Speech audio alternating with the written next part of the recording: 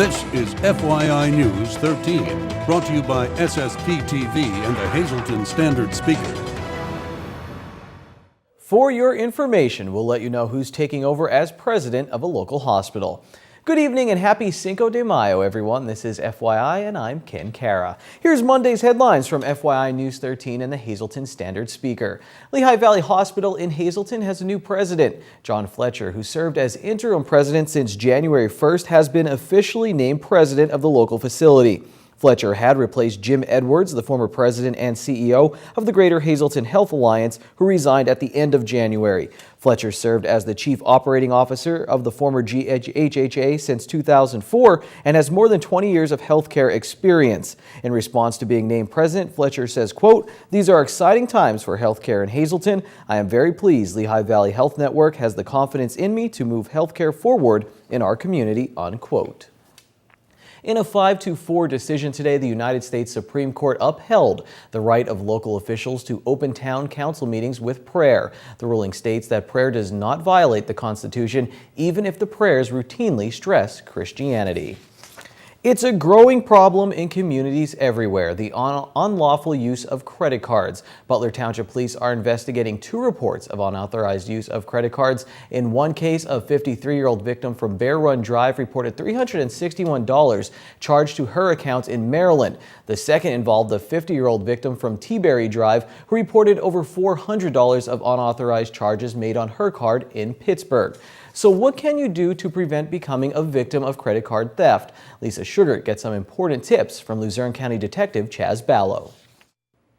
I'm pleased to welcome back our friend Chaz Ballo, Detective Chaz Ballo from the Luzerne County District Attorney's Office. And today we're talking about credit card theft, something that is occurring very frequently. We're hearing about it a lot here at FYI. So we want to get the information out there, the facts of what is really happening and what advice you have for people so that they don't become a victim. First of all, what kind of credit card theft are we seeing? Well, credit card theft is a big problem here in our county and across the country. Unfortunately, we always say credit cards, but that includes our debit cards. Mm-hmm. And, you know, there's a big difference in our credit card and debit cards because obviously there's access right to your direct checking account. So it's happening, it is there, and I think the biggest problem we're seeing is where, you know, we're using our credit card or our debit card for a legitimate purpose, and some individual who you may be handing your card to is going to fraudulently use your card and swipe it to store your credit card information. I think that's the biggest thing we're seeing in our area. So you go to a restaurant or you go to a store and you give them your card and you assume, oh, they're just going to use it that one time, but that's not necessarily the case. That's right. And really, those people who are vigilant about checking their statements, they immediately will catch on to this. However, Lisa, there's so many of consumers and people out there who don't check their statements on a regular basis. And sometimes they're losing money and they're not even realizing it, and it takes several months before they realize they've been getting scammed the whole time. And I would think this is a very complex problem to correct once you've let it go for so long. Oh, for sure, it is. It complicates the investigation because now these individuals that you might have, you know, given your credit card to, and then they actually are no longer employed at that place, it makes things a lot more difficult. So what do our viewers do to not become a victim of this? Well, certainly vigilantly check your monthly statements on your credit card statements, your bank statement. And certainly another thing they could do is to protect themselves is, you know, instead of signing your credit card, put down an ID required. So if anyone's trying to use this, you know, they have to ask for ID. And I think that'll stop a lot of it. But I think the biggest thing you can do is go into your credit cards or your debit card, and if it's used without it being present, you're notified immediately. A lot of credit card companies and our debit card companies are doing this. So immediately I get a text message or an email saying your card was just used without it being present. And I think that's huge for us because we immediately know I didn't use my credit card. We can immediately contact our credit card company and say that was a fraudulent purchase. And you told me that sometimes we don't even know what credit cards we have in our wallet. So if one's missing, we may not notice it if only one is missing. That's very important. And more so in women than men, but a lot of women have their credit cards in their wallet And if someone were to be able to get to your wallet, they don't steal the whole wallet nowadays. They're just taking one or two of those credit cards, and it may take some time before you actually realize it's gone. You should have a photocopy of the front and back of that credit card and keep it in a fireproof box at your house. All right, great advice for everyone. Thank you so much. You're always a wealth of information, so come back anytime. Oh, well, thanks again for having me. It's always a pleasure. All righty. Detective Chaz Ballo from the Luzerne County District Attorney's Office. Thanks a lot, Lisa. Well, the water is back on for students at 2 schools in the Hazleton Area School District. FYI was contacted by a concerned parent over a lack of water at the Hazleton Elementary Middle School. We in turn contacted Superintendent of Schools Dr. Francis X. Antonelli, who told us that the water was turned off Friday for 60 to 90 minutes due to work being done by the Hazleton City Authority. It was then turned back on. Then today the water was again shut off for about the same amount of time. Dr. Antonelli says the shut-off affected Arthur Street and Hazleton Elementary Middle School. However, the water was turned back on just before 11 this morning. Antonelli said if the work lasted longer and affected the kitchen and restrooms in the schools, the district would explore other options. Again, Dr. Antonelli tells us that the water is back on at both schools. One person has been arrested and police are still searching for another in connection with the robbery and assault of a Domino's Pizza delivery driver in Hazleton last week. It happened on Monday just before 9 p.m. Police say that Jennifer Esposito pretended to pay the driver when an unknown male struck the driver in the head. The driver suffered a head wound requiring 17 staples to close. The identity of the male remains unknown. Anyone with any information is asked to call Hazleton Police at 459-4954 or you can call 911. Well, today is Cinco de Mayo, the 5th of May. This festival of Mexican pride celebrates the anniversary of a victory in 1862 in the fight for independence from French forces. Cinco de Mayo celebrates culture, achievements, and experiences of people of Mexican heritage who live in the United States. And now let's take a look at what the Standard Speaker is working on for Tuesday's edition. Someone won more than $100,000 recently after buying a lottery ticket at a Hazleton store. Plus, City Council could vote Tuesday on a 2012 audit about which Mayor Joseph Yannuzzi has been outspoken. You can read all about those stories in Tuesday's edition of the Standard Speaker. The Hazel Township Zoning Board meets tonight at 6 p.m. One item on the agenda, plans for a cell phone tower about 300 feet west of Jetto Stars Lane in Jetto. One resident who lives in the area contacted FYI. He worries about any impact on nearby homes, the environment, and wildlife. Northeast PA SMSALP, doing business as Verizon, wants to build the tower. An attorney for Verizon says the tower will comply with township regulations. The Wiltsey Center in Hazleton presents Rock the Castle on Sunday, May 18th, and you have a chance to win tickets to see this fabulous show featuring Cartoon, Rail, and Kira Krakowski. All you have to do is watch FYI all this week for details on how you can rock the castle for free. A little later in the show, the Hazleton area boys tennis team will compete against each other off the court. Stay tuned for more details. And coming up next, we'll tell you about 3 very interesting speakers coming to a local church to benefit the Wounded Warriors Project. This is FYI News 13, brought to you by SSPTV and the Hazleton Standard Speaker. All right, it's Monday, and you know what that means. We're back here at Core Fitness, getting in shape, getting healthy. And if you're joining along with us, we have Melissa, who was here last week doing strength training. Today, we're talking about our core and some core exercises. Right, and last week we learned that the core is not just your abdominals. It includes your deep abdominal wall, your obliques that run around through your back, your erector spinae, and also the upper middle part of your thighs. So we also talked about combination exercises and doing just single exercises. A squat is a core exercise, so just do a squat for me. And what she did was she added a front press here with a medicine ball. Now this one weighs 6 pounds. You could do this with a basketball. So when she comes back out, her abs are pulling in tight, and that's to support the lower back. She's exhaling as she comes up and squeezing, so she's working her shoulders, her upper middle back, her entire abdominal region, and also her thighs. Good. So you get a really good workout. Yeah. Should you do these in sets of 15? I would do, 3 sets of probably 8 to 15 reps, depending on, number one, how heavy this is. If you use a basketball, it still will feel a little bit, like a weight, especially if you're not conditioned. But this is 6 pounds. And then I'm going to have her pull that over her head, and we're going to work more of the lower abdominals by lifting her leg. You can feel all those stretching. Just like that. Muscles So now are she's cracking. working the obliques, she's working the hip flexors at the top of the thigh. And so that's another combination exercise. And again, you don't need anything other than what you have at home. Anything pretty much will work. All right, so no excuses. You can do this at home, even in the morning, right? Right. We can also work with Yeah, the ball? we can. Okay. If you wanted to stop at Walmart, these are only about $8 there. So this is what is called a stability ball.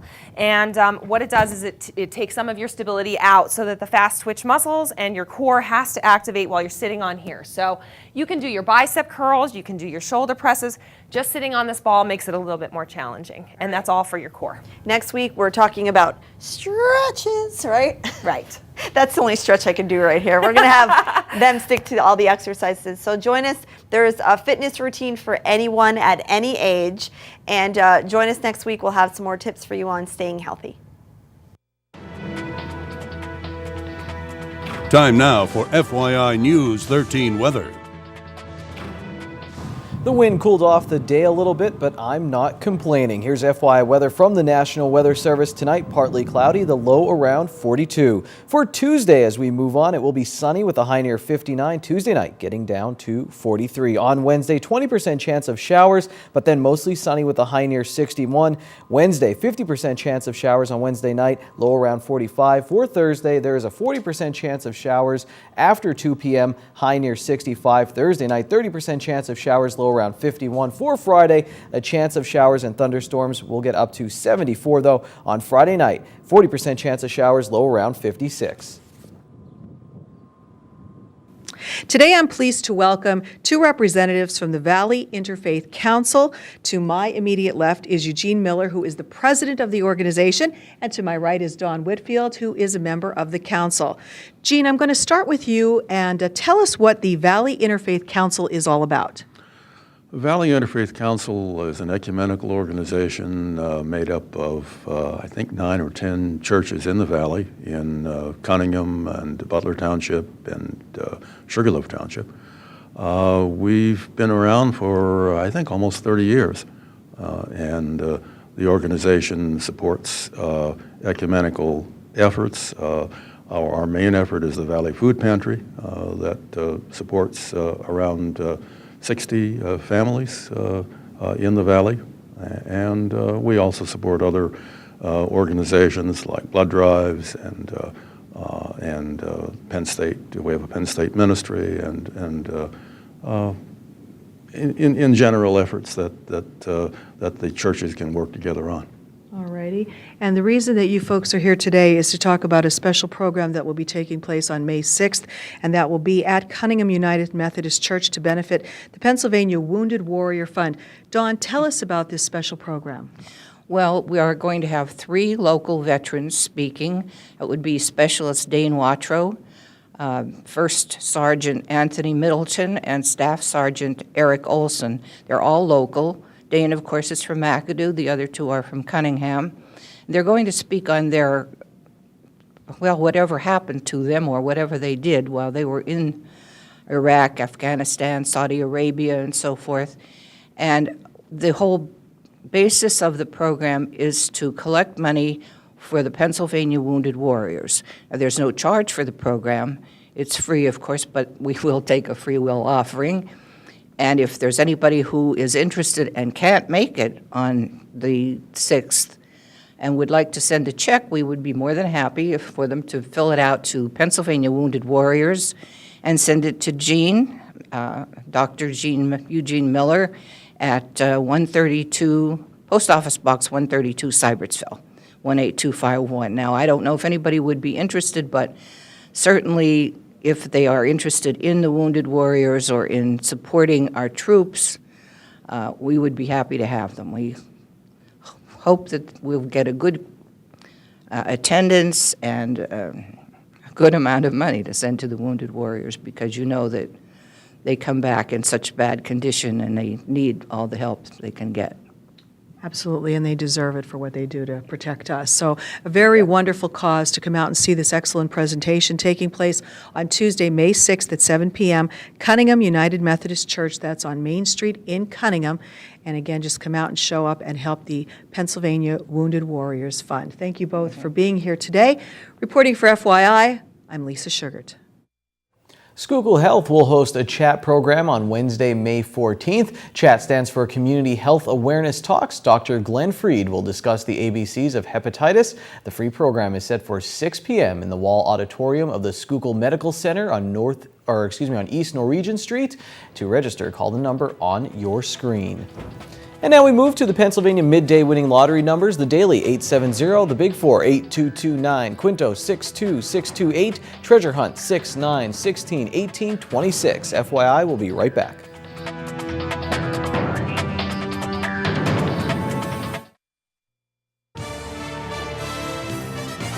This is FYI News 13 Sports. Tonight we have a team that's going to be hard to beat. It's time for the game within the game and the show within the show.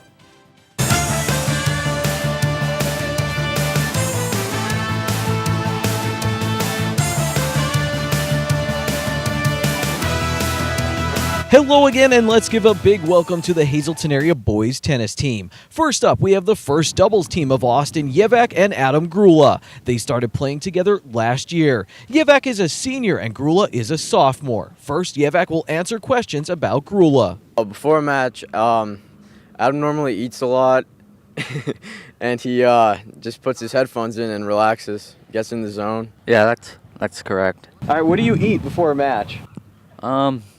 I don't know, normally sandwiches, whatever. After the first two questions, things really went downhill for this team. Let's see if Grula can turn things around. Favorite professional sports team? The Boston Red Sox, I would have to say. Horribly wrong. I'm a New York fan all the way. And adding insult to injury. Do you ever share your sandwiches with Austin? Nah. Yevak and Grula got 4 out of 8. Next up, it's the number 2 doubles team of Nick Makuta and Rich Gowell. These two just started playing together this year, and this was Gowell's first year playing tennis. Gowell is already 3 for 3, and now for the perfect round. If he had to perform one song on American Idol, probably Adele's Rolling in the Deep.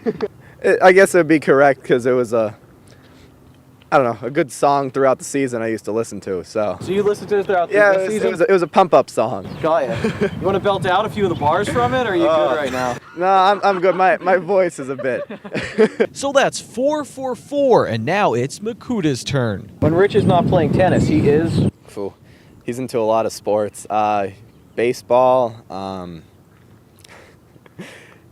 He's academically inclined, I guess the word would be.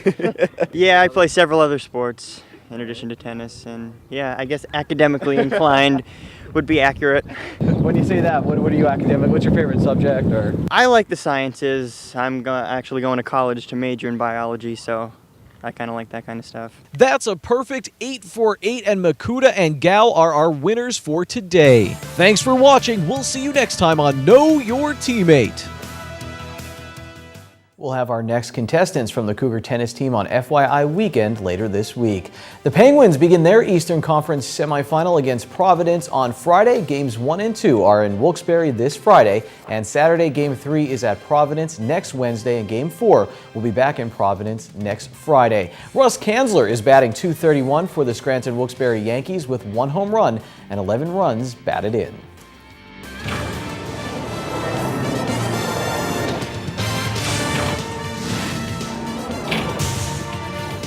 Who was the first African American to appear in a major league game? This is Trivia Treats. Hi, everybody. Wow, every one of you shout out to yourselves the answer. Jackie Robinson, of course. Even Samuel Sand knows that. Mother of God. Well, guess what? You're all wrong. Fleet Walker became the first African American to appear in a big league game on May 1st, 1884, 130 years ago. Walker was the catcher for the Toledo Blue Stockings in the American Association, which was then a major league team. Walker's brother Welday also played 5 games as an outfielder, also with the Toledo club that year. The major league careers of both Walker brothers lasted only 1 season, and after that 1884 season, there wasn't another African-American player in the majors until Jackie Robinson debuted in 1947, 63 years later. Now, that's a good one to use in a barroom debate. Nobody will know that unless they're watching tonight. 20 years ago yesterday in an NBA playoff, Charles Barkley poured in 56 points to lead the Phoenix Suns to a 140-133 triumph over Golden State, which eliminated the Warriors in the first round playoff series. Okay, since you were all wrong on that last question, I'll give you another chance to redeem yourself. Who was the first individual to run a mile under 4 minutes? Running for the England Amateur Association in Oxford on May 6, 1954, exactly 60 years ago, England's 25-year-old Roger Bannister became the first individual to run a mile under 4 minutes, and he did it with 3/5 of a second to spare. At the end of the year, Bannister was the winner of the first Sportsman of the Year award selected by Sports Illustrated, which began publication in August of 1954. After retiring from athletic competition, Dr. Bannister became a distinguished neurologist. Till next Monday, stay loose. Mondays can be rough, but you can end them on a high note. Seafood night at Bottlenecks. Choose from crab, clam, shrimp, and lobster specials, such as their little neck clams in garlic butter, only $1.95 a dozen, or handmade crab cake platter for only $8.95. Good evening, everyone, and here's tonight's Talk of the Town report. First tonight, the Wiltsey Center will be holding Rock the Castle on Sunday, May 18th.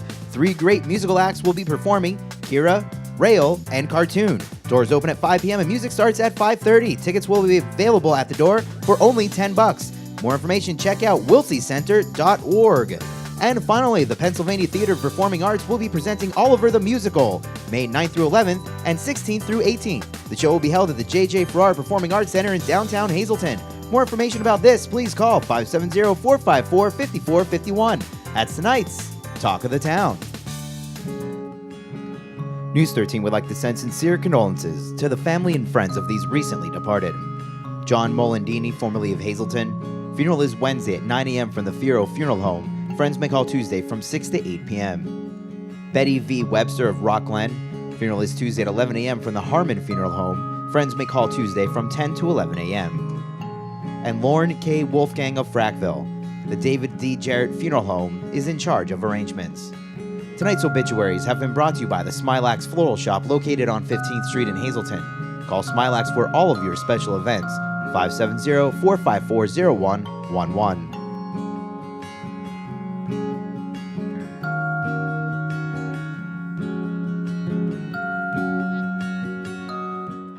Thanks for watching FYI. We'll see you again tomorrow. Until then, take it easy, everyone.